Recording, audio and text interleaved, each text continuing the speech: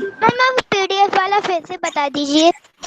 PDF वाला बेटा एक ना एप्लीकेशन है, एप्लीकेशन यस। का नाम है माइक्रोसॉफ्ट ऑफिस लेंस।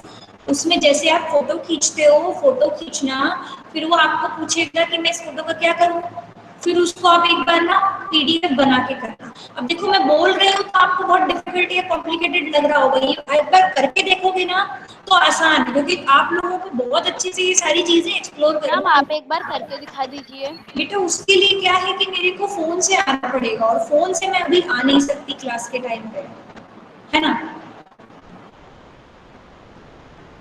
एक बार करके देखो, इस एप्लीकेशन को डाउनलोड करो, ट्राई करके देखो कि हो रहा है या नहीं, करके देखो ना, कोई दिक्कत नहीं। अगर नहीं होगा तो फिर हम लोग देखेंगे कि कैसे क्या और क्या अलग अलग चीजें हम कर सकते हैं।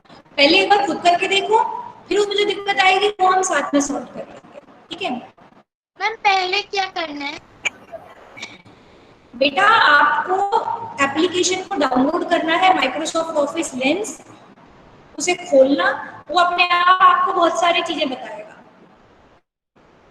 मैम हर एप्लीकेशन जब आप शुरू करते हो ना तो उसकी गाइड चालू होती है उसका अपने आप। एक बार करो तो सही, उसके बाद हम लोग डिस्कशन करेंगे। एक बार करके देखो, कोशिश करो।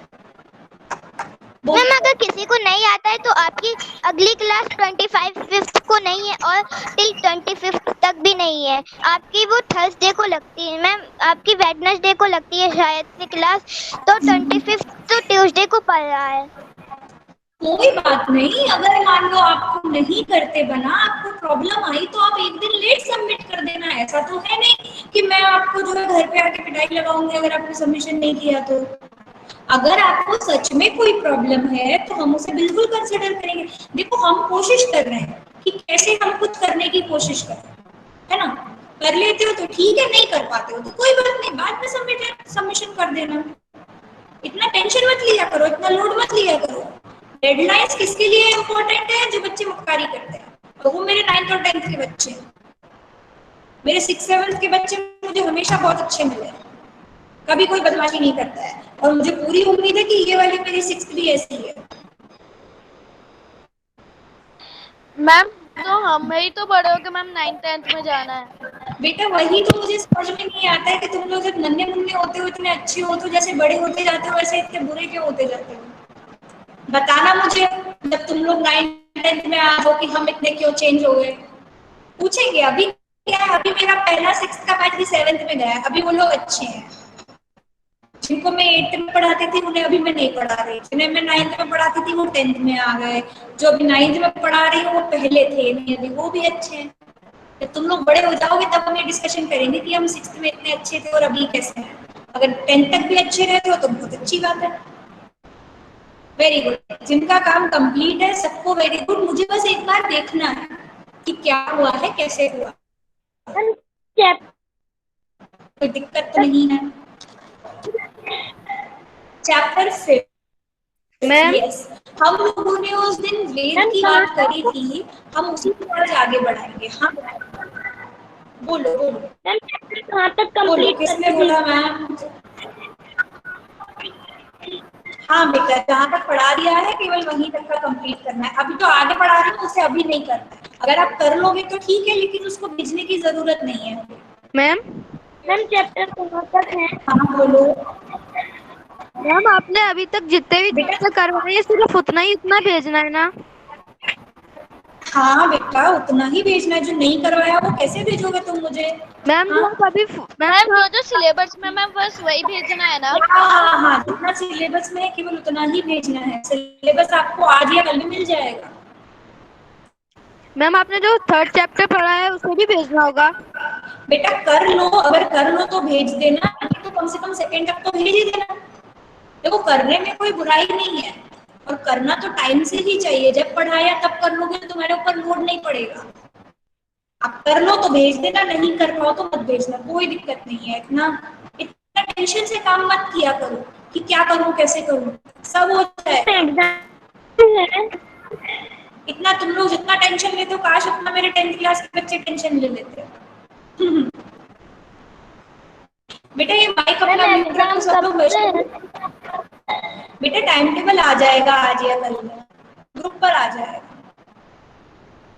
ठीक है, माइक म्यूट कर बेटा वैशाली। व्हाट्सएप पे आएगा।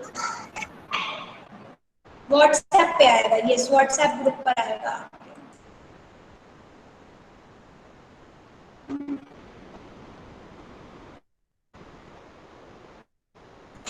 मैम होमवर्क किस पे भेजना है?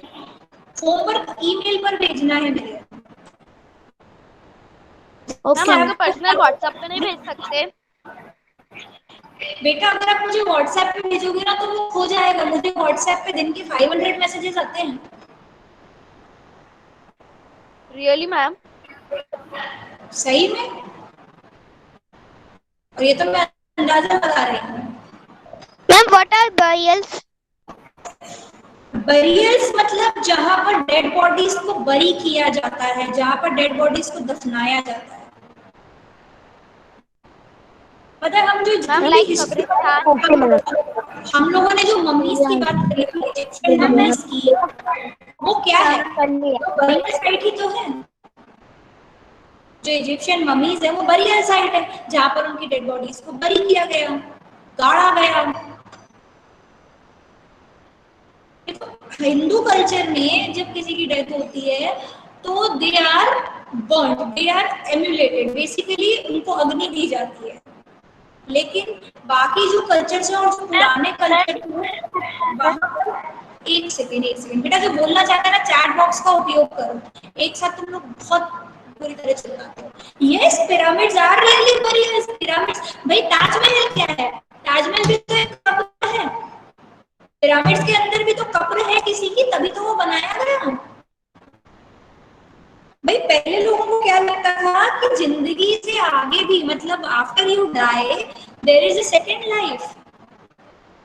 तो पिरामिड्स जब बनाए गए उसके पीछे लॉजिक यही था कि यहाँ पे तो डेथ हो गई, अब जो इनकी सेकंड लाइफ है इसमें इनके पास सब कुछ होना चाहिए, इसलिए इसको इतना ग्रैंड बनाओ।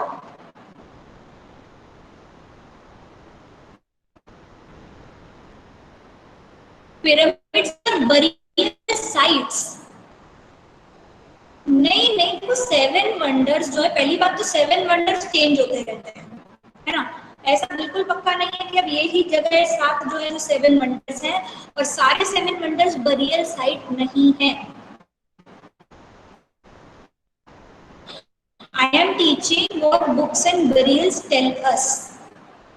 जो कुछ लोगों की बुक में चैप्टर, जो टेक्निकली चैप्टर 4 है, लेकिन कुछ लोगों की बुक में चैप्टर 5 है। Yes ma'am. ठीक है, अब पढ़े। मेरी बुक में 5 है। क्या है? मैम मेरी बुक में चैप्टर 5 है। मैम मेरी में भी। ठीक है ठीक है, मैंने चैप्टर का नाम बता दिया, उसका नंबर तुम जो डालना चाहो डाल सकते हो। Okay ma'am. What's the first word that comes to your mind when you hear the word study? Books.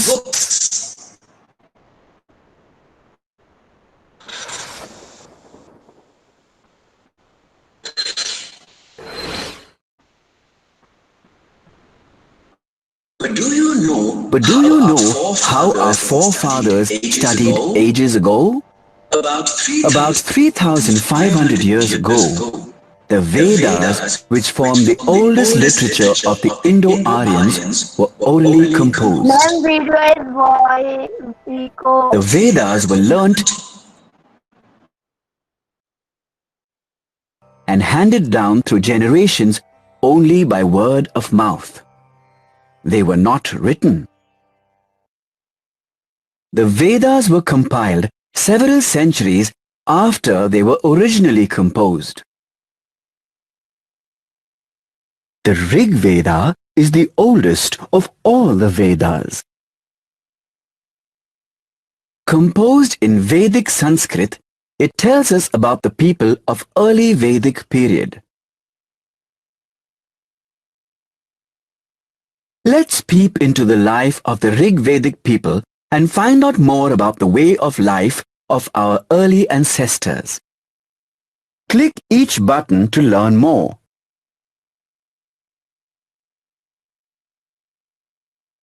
The people of the early Vedic period did not believe in idol worship.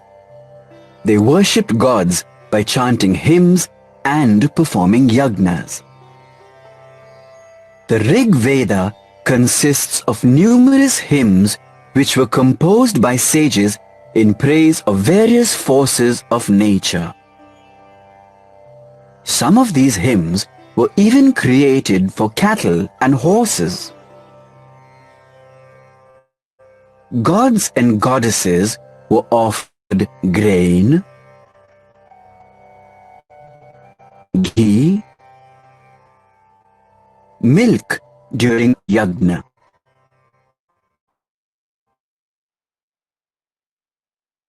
Rig Vedic people used horses to pull chariots during battles. The cow was considered very valuable and was treated as wealth. The kings often gifted cows to priests.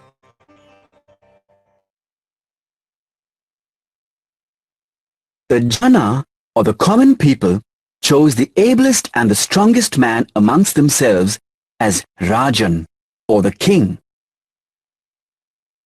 The king had important advisors such as the Gramani, Senani, and the Purohita. Raja was responsible to two councils, known as the Sabha and the Samiti. The Raja fought wars for the protection of his people and took care of their welfare. Battles were fought to capture land, water, people, and cattle. The booty obtained from the wars was divided between the leaders, priests, and people.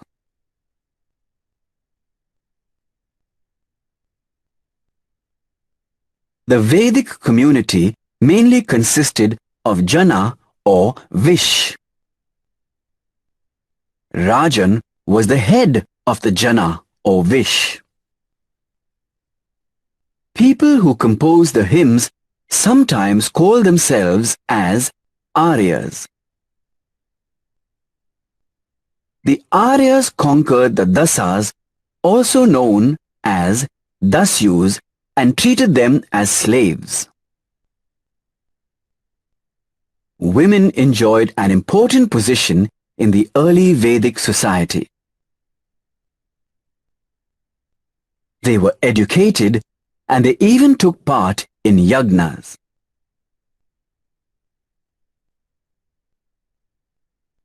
The people of this period were self-sufficient. They followed different occupations. The priests performed the rituals, while the Rajas took care of the people and the land. The most important occupation was agriculture, supported by cattle rearing. However, there also existed artisans, craftsmen, leather workers, and potters during the Vedic period. Rig Veda's rich cultural, social, and religious beliefs make it the heart of the Hindu religion. Probably that's the reason it existed through the ages even without a script.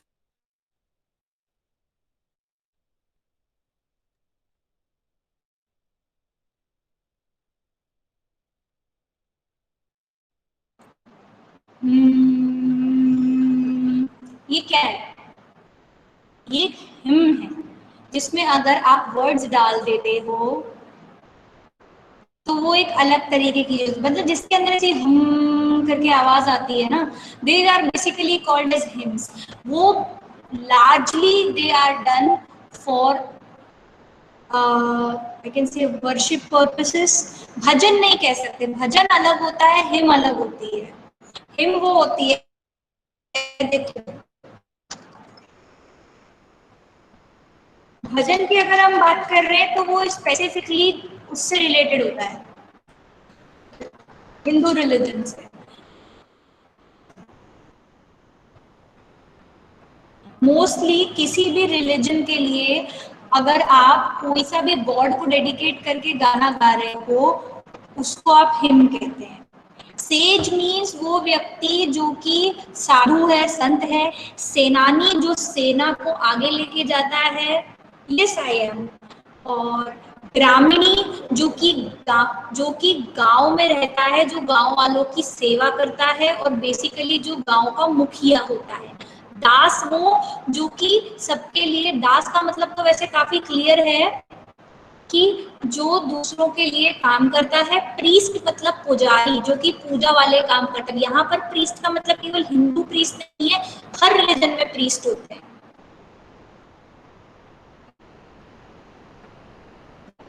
Ma'am मुस्लिम धर्म में भी होते हैं क्या priest?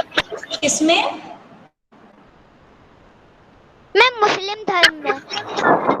Yes बेटा, जैसे आप मौलवी कहते हैं ना, मौलवी, काजी, ये सब अलग अलग क्लासेस है प्रीस्ट की इस्लाम में।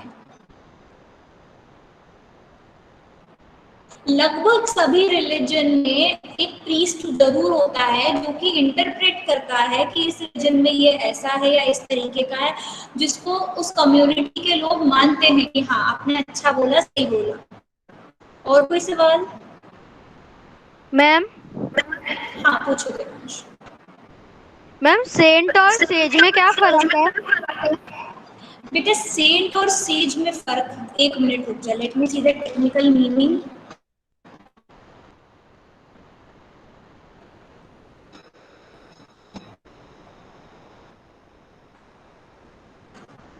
मैम ऋग्वेदा और समा एक मिनट। देखो सेज जो है ना वो इससे आया है, इसका जो हम देख रहे हैं। एक minute, I come back to you Aarush. Says का मीनिंग यहाँ से आया जो कि वाइज इंसान हो, जिसके अंदर अकल हो, जो कि समझदार हो। और हमारे हिंदू धर्म में अगर हमें देखो, ये जितने भी टेक्निकल टर्म्स है ना, ये सब थोड़े से इंटरमिक्स होते रहते हैं। जो होशियार इंसान है या जो इंटेलिजेंट है, जो कि कंपैशनेट है, उसे सेज कहा जा सकता है। अब देखो संत और ऋषि में क्या फर्क है, ये वही बात हो गई। सब ना अलग अलग कॉन्टेक्स्ट हैं, अलग अलग कॉन्टेक्स्ट में आप बातें कर रहे हो, सिमिलर सी चीजें हैं ये, लेकिन थोड़ा फर्क है। हाँ बेटा चिल्ला, आराम से बोलो क्या हुआ? मैम ऋग्वेदा, समावेदा, यजुर्वेदा एंड अथर्ववेदा क्या होता है? बेटा ये वेदों के नाम हैं, इसके अंदर ना बहुत सारे श्लोक लिखे हुए हैं जिनकी चैंटिंग करी जाती थी। इनको अलग अलग कैटेगरी में बांट दिया गया कि ऋग्वेद इस काम के लिए है, अथर्ववेद इस काम के लिए है, यजुर्वेद इस काम के लिए है। और जो पोप की आप बात कर रहे हो, pope is like the highest authority in the Christian world. ऐसा मानते हैं कि जो क्रिश्चियंस हैं उनकी हाईएस्ट अथॉरिटी, वो लोग पोप को मानते हैं। And that is P-O-P-E, not pop. It's Pope. P-O-P-E. ठीक है, और कुछ?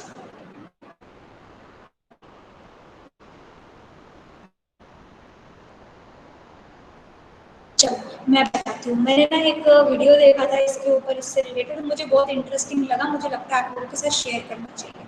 वो इस चीज के ऊपर था कि वैदिक पीरियड में या वैदिक काल में यज्ञ क्यों किए जाते थे। Aryans were a race of people, कहते हैं कि ये वेस्टर्न पोर्शन से आए थे। My screen is close, I don't think so, I just restart the camera. I think it's better now. बेटा वैशाली हो सकता है तुम्हारे इंटरनेट का प्रॉब्लम हो, एक बार चेक कर लेना। जो आर्यंस थे, those were the people who came from the west and started living in the northern part of the country. आपने देखा होगा कि हमारी कंट्री में स्किन कलर बहुत वेरी करता है, स्किन कलर बहुत अलग है लोगों का। ऐसे तो हर जगह हर तरीके के लोग होते हैं, लेकिन हमारी कंट्री में काफी डाइवर्सिटी है, क्योंकि हम लोग अलग अलग जगह से ओरिजिन हुआ है हमारा, अलग अलग जगह इंटरमिक्सिंग हुई है हमारे हेरिटेज की। चलो लेट्स गेट बैक टू जो मैं यज्ञ की बात कर रही थी, उसमें ये था कि भाई ये लोग यज्ञ क्यों करते हैं। वैशाली मैम साइलेंट सेंटिनल क्या होता है? क्या चीज? Silent sentinel. बेटा एक बार जरा मेरे को लिख के बताना चैट बॉक्स में, मेरे को ना समझ में नहीं आ रहा है। हाँ चैट बॉक्स में लिख के। मैम हाँ देवांश बोलो। मैम आपने कहा था कि हम लोग करते थे मैम, आपने भी भेजा था पर मैं आया ही नहीं। देवांश मुझे ना तुम्हारी आवाज बहुत कट के आ रही है, प्लीज एक बार चैट बॉक्स में लिख दो जो तुम कह रहे हो।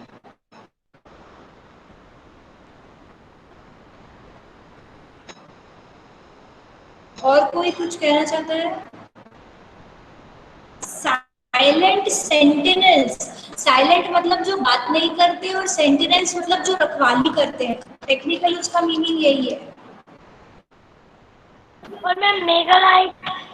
बेटा लिख के बता मेरे को एक बार।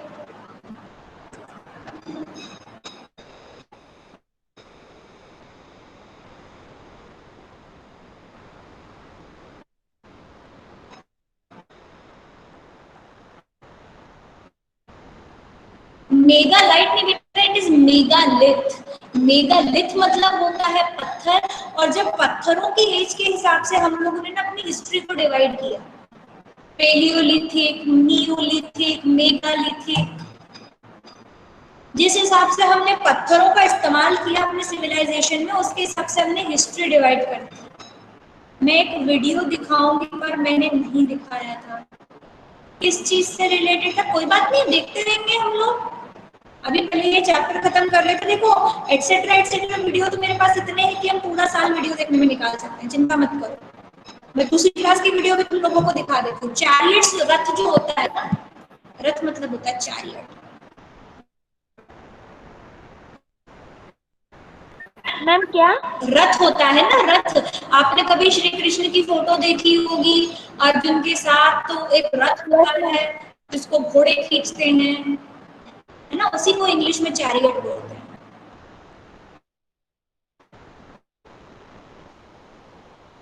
चलो अब मैं कहानी सुनाती हूँ जो मैंने देखी थी वीडियो। उसमें ये था कि यज्ञ क्यों किए जाते। Yes ma'am. अब ठीक है म्यूट पे रहो, बीच में मत बोलो। अब ये कि यज्ञ क्यों किए जाते हैं, जैसे कि आप और हम एक दूसरे को मैसेज कहते हैं, पहले मैं बोल रहा हूँ, बीच में नहीं टोकना। आप और मैं एक दूसरे को मैसेज भेजते हैं। अब हम लोगों ने क्या, आज तो हम लोग अभी जैसे हम चैटिंग कर रहे हैं इंटरनेट से चल रहा है, और थोड़ा पीछे जाओ, पहले लोग टेलीग्राम भेजा करते थे, और पीछे जाओ लोग एक दूसरे को चिट्ठी लिखा करते थे, कोई उसे लेके जाता था, फिर वो उस इंसान तक पहुंचती थी। और पीछे जाओ कोई लिखना पढ़ना नहीं जानता था, बस ओरली किसी ने बोला कि ये जाके उसको बता देना, तो वो उसको जाके बताते थे, ऐसे मैसेजेस जाया करते थे। और पीछे जाओ तो फिर मैसेजेस कैसे भेजोगे। अब अगर तुम्हें किसी ऐसे व्यक्ति को मैसेज भेजना है जिसे तुम देख नहीं सकते, जिसे तुम भगवान मानते हो, तो तुम उसे मैसेज कैसे भेजोगे। तो उन लोगों ने इसका तरीका निकाला कि यज्ञ करते हैं।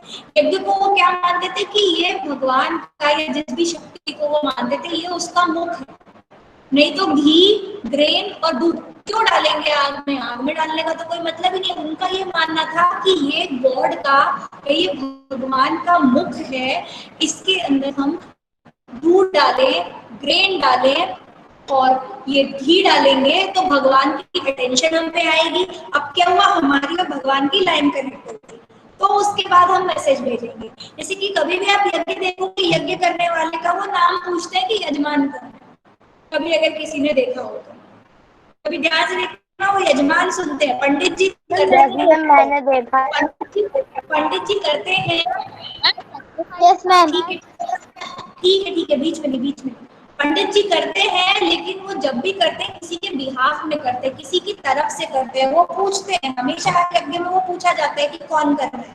फिर आप यज्ञ के अंदर आहुति डालते हैं, ये सब कुछ डालते हैं। तो जैसे मैसेज गया फ्रॉम मी टू किसको, जिसको भी मैं भेज रही हूँ, तो उसका अटेंशन कैसे आएगा। जैसे आप लोगों को मैसेज का पिंग आता है, वैसे ये समझ लो कि somebody is sitting in the clouds, उनके पास जो है दूध आने लग गया, तो बोलेंगे कहाँ से आ रहा है, कहाँ से आ रहा है। फिर वो देखेंगे कहाँ से आ रहा है, देन दे विल लिसन कि भाई क्या मैसेज आ रहा है। ये इन लोगों को बिलीव हुआ करता था यज्ञ करने का, कि मैं एक मैसेज भेज रहा हूँ या मैं एक मैसेज भेज रही हूँ, तो वो गॉड तक कैसे पहुंचेगा।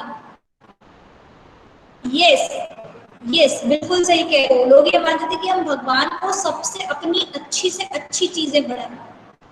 ऋषि और आर्यंस तो बेटा एक रेस है।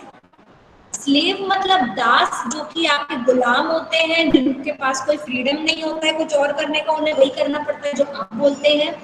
ऋषि मुनि जो है वो लोग होते थे जो कि स्क्रिप्चर्स की अगर हम बात करें, स्क्रिप्चर्स मतलब वो चीजें जिसके अंदर रिलीजन के बारे में बात लिखी हुई है, या फिर किस तरीके से रहना है उसके बारे में बात लिखी हुई है, या फिर जो अपनी लाइफ भगवान को डिवोट करते हैं।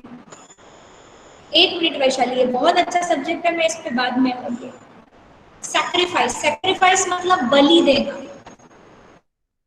किसी को बलि देना। वैसे मोस्टली हम जिस बारे में बात कर रहे हैं वो यही है। सैक्रिफाइस मतलब तो कुछ भी त्याग कर देना, आपने त्याग कर दिया। फॉर एग्जाम्पल, एक बड़ी चॉकलेट थी, भाई और बहन दोनों बैठे हुए हैं, लेकिन दीदी ने कहा कि ले तू खा ले, तो दीदी ने त्याग कर दिया। यज्ञ मतलब यज्ञ। Ma'am your voice is not clear.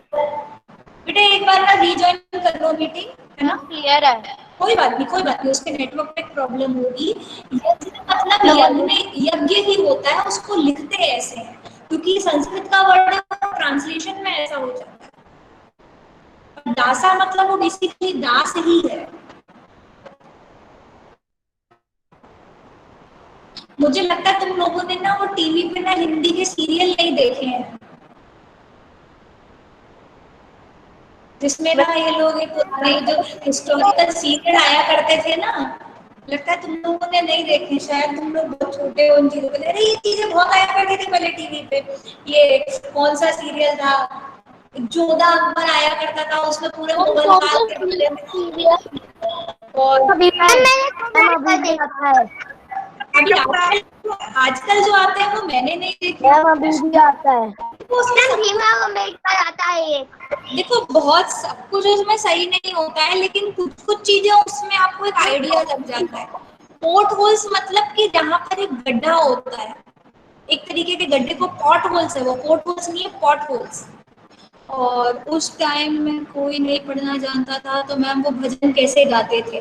भजन ऐसे गाते थे कि मैंने तुम्हें यहाँ से सिखाया, वो ABCDEFGHIJKLMNOPQRSTUVWXZ, YZ, ओ Z, जो भी है। देखो मैं तो ये भी भूल गई। अब ये मैंने तुमको बोला, आज बोलो, कल बोलो, रोज बोलो, 50 बार बोलो तो तुम्हें याद हो जाएगा। सेंस यही था, उस टाइम पढ़ाई ऐसे ही हुआ करती थी, कोई लिखता विखता नहीं था, बस ये मैंने बोला, इसको तोते की तरह रट और कल मेरे को सुना दे। वैसे वो सीरियल बड़ा बकवास था, लेकिन क्या उससे थोड़ा सा आइडिया जरूर लग जाता है। हाँ, मैम पता था कौन था कि भजन में ये आता है, ये शब्द आता है, ये शब्द आता है। बेटा वहां पे ना कोई इतने सवाल नहीं करता था। ये हम ऐसे कल्चर की बात कर रहे हैं जहाँ कोई इतने सवाल नहीं किया करता था कि कैसे क्या क्यों। गुरुजी ने बोला तो करना है, क्योंकि गुरुजी तुमको रख रहे हैं, गुरुजी तुमको सब सिखा रहे हैं। गुरुजी पे जो भरोसा हुआ करता था ना उस टाइम पे, बहुत ज्यादा हुआ करता था। स्केलेटन, एक मिनट रुक जाओ वैशाली, मैं वापस आ रही हूँ तुम्हारे पास स्केलेटन के बारे में। गुरुजी को किसने बताया था? गुरुजी देखो, बहुत सारे लोगों ने सोचा ये मतलब एक दिन का काम नहीं होता है। गुरुजी ने क्यों बताया? हर किसी का कोई ना कोई गुरुजी तो था। किसी दिन किसी ने बैठ के ये हिम कंपोज करे, सबने एक साथ सीखे कि चलो ऐसा करते, चलो ऐसा करते। सालों साल उसके अंदर चीजें ऐड होती गई, उसमें से चीजें हटाते चले गए। एक गुरुजी ने ये सिखाया, एक गुरुजी ने वो सिखाया, सबकी बातें मिला के इन लोगों ने कैसे बना दिया। देखो इसको ना और बहुत बेसिक तरीके से देखो कि कोई एक इंसान था जिसने 2 पत्थर रगड़ दिए और आग मिल गई उसको। फिर उसको देख देख के बहुत सारे लोगों ने सीखा, फिर लोगों ने और तरीके से आग जलाना सीखा। समझ रहे हो मेरी बात को? इसमें प्रोग्रेशन को मैम मेरे लकड़ी पे लकड़ी किसके मैम आग जलाना सीखा। भाई पहले तो मार्बल से घिसके लगाना सीखा था, है ना? फिर ये देखा कि अगर सूखी लकड़ियों पे लगाएंगे तो इजीली लगेगी। ऐसे करते करते बहुत तरीके से ये करें।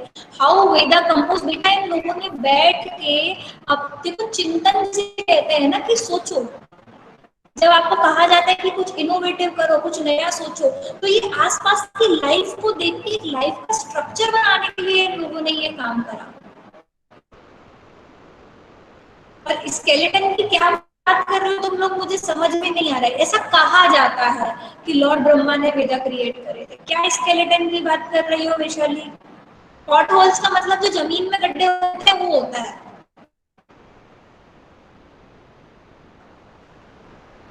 और कोई सवाल?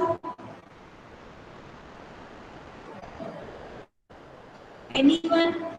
बोलते हो तो सब एक साथ बोलते हो, तो सब चुप हो जाते हो।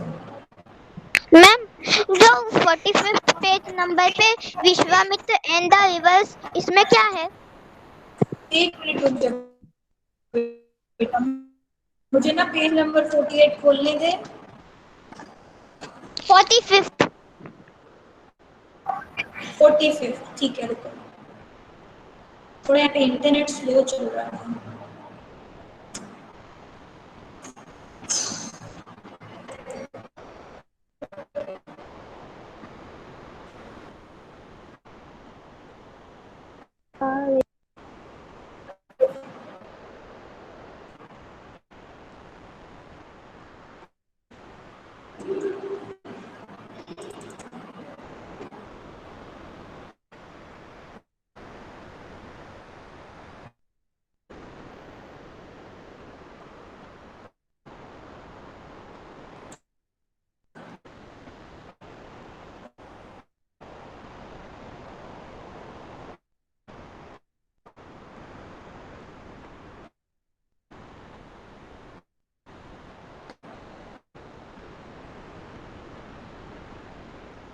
मैम बताइए।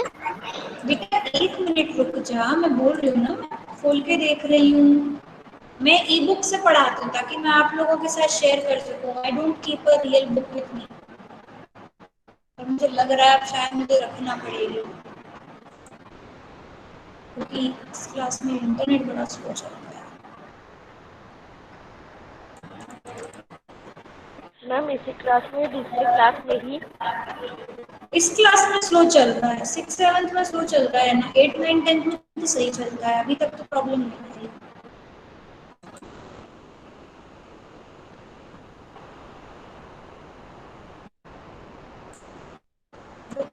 तो गई।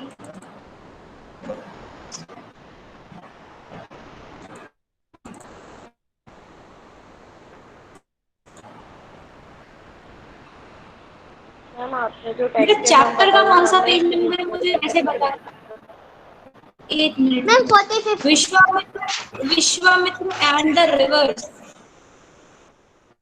बेटे ये सब ना लेजेंड्स हैं, ये लेजेंड्स हैं।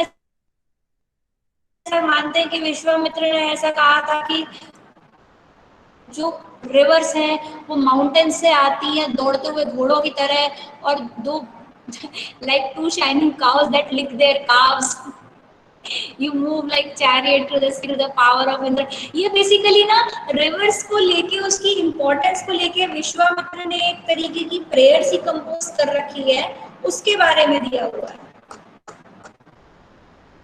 एक हिम कंपोज करी गई जहां पर ये रिवर्स होती हैं। ये ऐसा बताता है कि ये जो सेज थे ये ऐसी सोसाइटी में रहते थे जहां पर काउज और हॉर्सेस की वैल्यू है। देखो हम लोग क्या कर रहे हैं, हम ये नहीं कह रहे कि ना ये जो चीज है ये सही है या गलत है, हम ये देख रहे हैं यहाँ पर ये लिखा है तो इससे हम क्या समझ सकते हैं। यस बेटा, I can see that, thank you. इनाम गांव और सर्कल के ऊपर हम लोग अगली क्लास में आएंगे, स्टोन सर्कल के ऊपर, कि ये सब क्या है। तब तक आप ये चैप्टर पढ़ो। यस यस बेटा, I can see that time is over, but एक दिन मेरे को 2 मिनट बात तो करने दो। बोल्डर्स मतलब घाटे, जिन्हें अपन बड़े बड़े पत्थर कहते हैं। बाकी की चीजें हम आगे की क्लास में करेंगे, बहुत कुछ है पढ़ने को, इतना जल्दी नहीं मचाएंगे हम, धीरे धीरे थोड़ा मैम थोड़ा। के ठीक है, मैम ये फोरकास्ट कब डिवाइड हुई थी? वैदिक काल में ही डिवाइड हुई थी, हम देखेंगे। अरे बेटा स्टोन सर्कल मतलब पत्थर जमा के रख दिए एक सर्कल में, ठीक है। आगे का अगली क्लास में करेंगे, क्वेश्चन लिख के रख लो। Okay, yes that will ma'am. Be all for today. Saira ma'am thank you ma'am. Ma'am thank you ma'am. एक मिनट रुको, एक मिनट रुको। Sairam ma'am and thank you ma'am. Thank you बेटा, thank you. Bye Saira ma'am. Ma'am, thank you ma'am. Saira ma'am. Sai Ram बच्चा, साई राम। और है वो स्वर्गांश, सूर्यांश। साई राम, साई राम। साई राम, साई राम। मैंने फोन लगाया।